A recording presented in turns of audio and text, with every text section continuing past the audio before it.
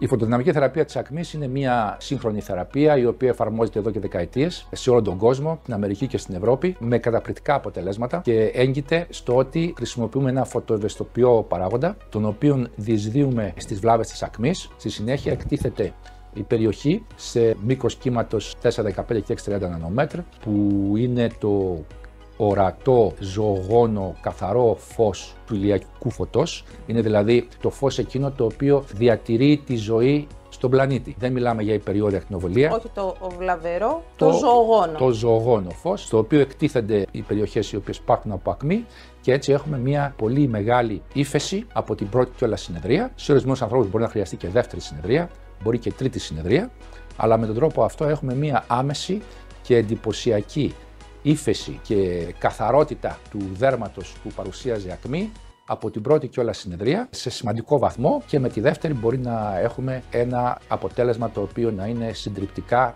και άμεσο, δηλαδή μέσα σε ένα μήνα μπορούμε να έχουμε καθαρό πρόσωπο, καθαρή πλάτη, καθαρό στέρνο.